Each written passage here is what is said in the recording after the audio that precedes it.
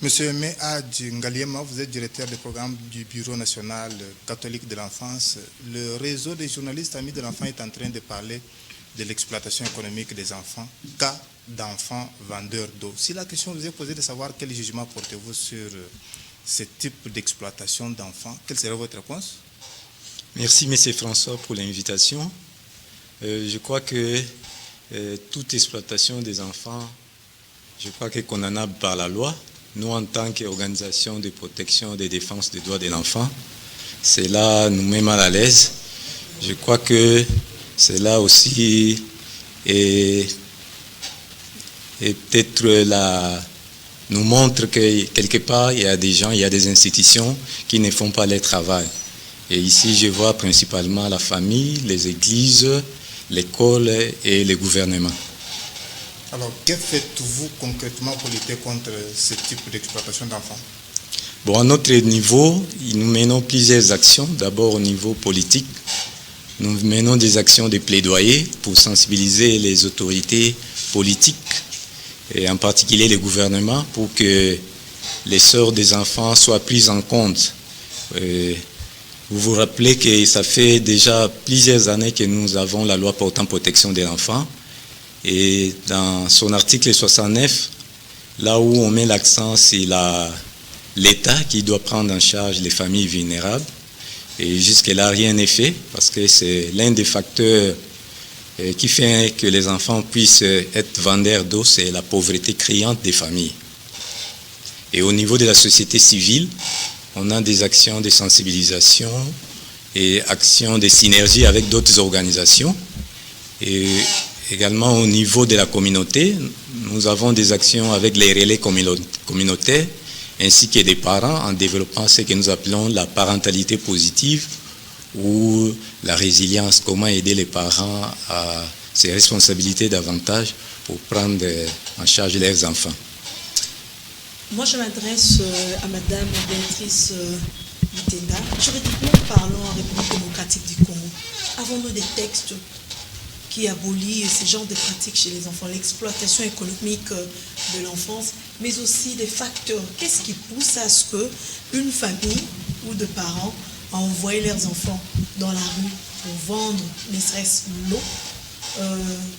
Quels sont les facteurs de risque? Est-ce qu'il y a également de lois au niveau de notre pays qui protègent l'enfant à ce genre de pratiques? Merci Madame Renate. La question que vous posez de savoir si juridiquement parlant ces enfants sont protégés, je dirais oui, parce que toute forme d'exploitation de l'enfant est réprimée par la loi. Mais particulièrement ces enfants qui vendent de l'eau, la question doit être vue sur deux angles. Le premier, c'est vrai que c'est une exploitation, mais encore faudra-t-il qu'il s'agisse effectivement d'une exploitation. Là, je suppose qu'on le fait à dessein, privant cet enfant de ses droits pour qu'il exerce une activité commerciale qui soit rentable, mais pour une autre personne ou peut-être pour lui, mais lui ne va pas vraiment se retrouver. Mais lorsque l'enfant, par exemple, exerce cette activité, et je crois qu'on doit encore creuser davantage, cet enfant exerce cette activité pour aider les parents à subvenir aux besoins de la famille. Là, peut-être on rentre dans ce qu'on appelle une activité génératrice de revenus. Je ne suis pas en train de soutenir le fait que ces enfants exercent cette activité. Mais là encore, je rejoins mon collègue Aimé qui vient de dire tout à l'heure, c'est la responsabilité de l'État, c'est la responsabilité des parents, c'est la responsabilité des églises et la responsabilité de l'école de sensibiliser à la fois les parents, de se sensibiliser eux-mêmes dans la prise en charge de ces enfants.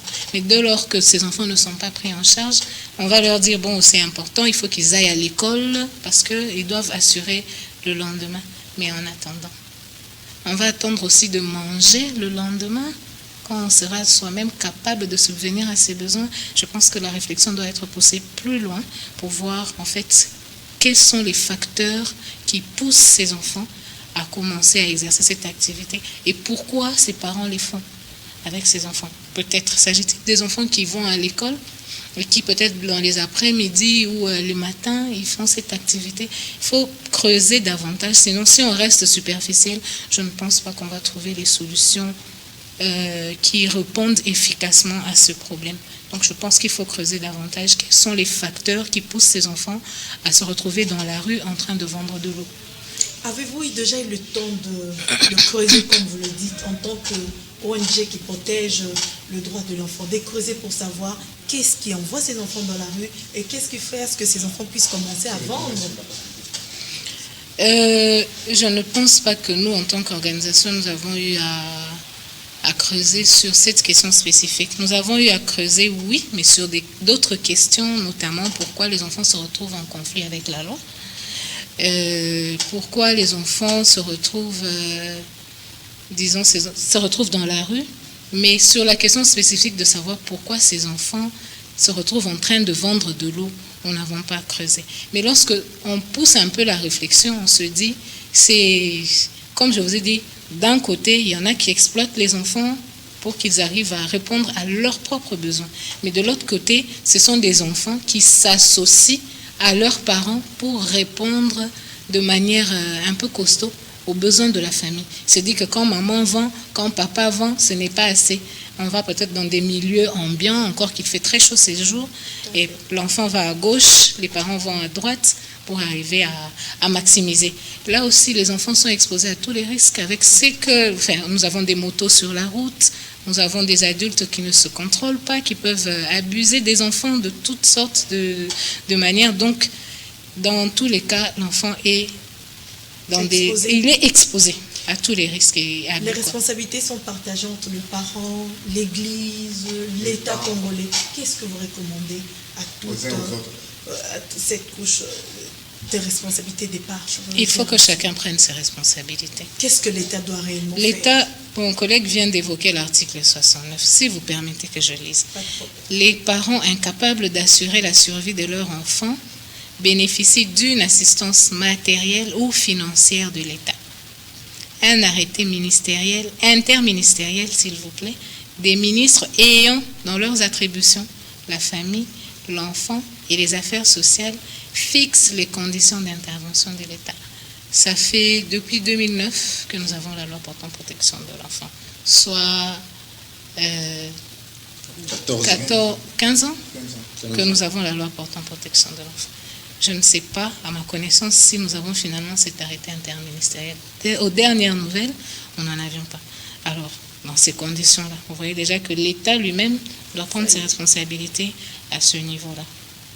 Et du point de vue des parents, de la communauté, nous organisons à notre niveau ce que nous appelons il y a des ateliers de parentalité positive et responsable pour arriver à expliquer davantage aux parents. C'est vrai qu'on peut bien vouloir subvenir aux besoins de l'enfant, mais une fois que les dégâts sont arrivés, on peut se rendre compte qu'on aurait pu éviter à cet enfant ce qu'il était en train de faire pour l'amener à être véritablement dans des conditions de protection pour lui.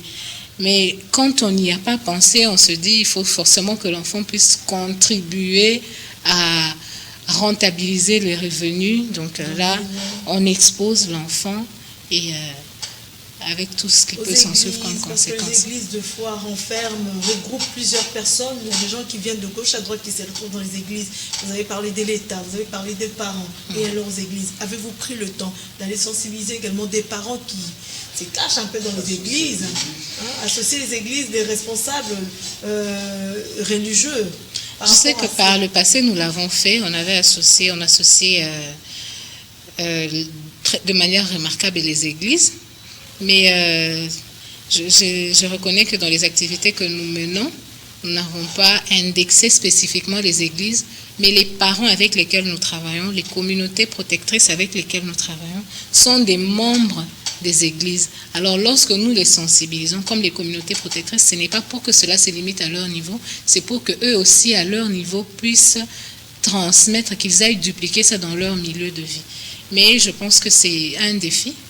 C'est quelque chose dont nous devons tenir compte, à la fois nous et vous aussi, qui êtes la sensibilisation les médias. Doit également partir de la base.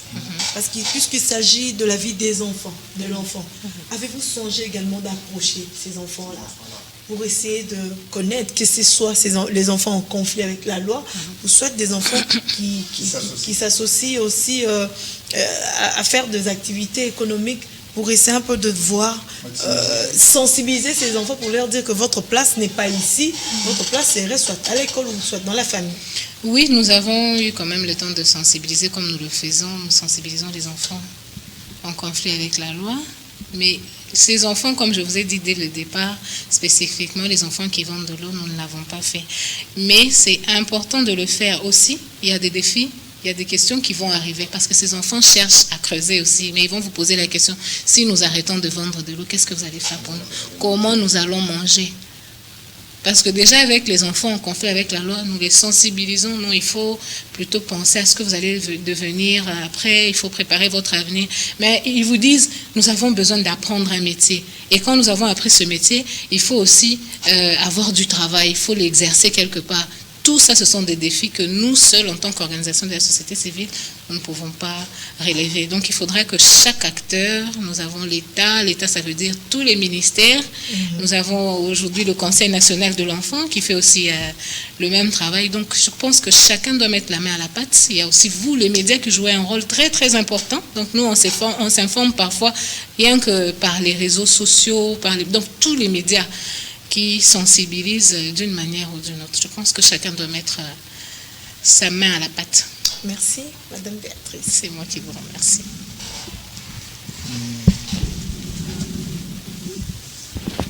C'est vrai que c'est une affaire qui nous concerne tous, de sorte à ce que chacun puisse mettre la main à la pâte. Nous vous rappellerons de sorte à ce que vous puissiez revenir ici. Et ainsi, nous pourrons creuser le reste des étapes. Nous vous remercions. Merci. Merci.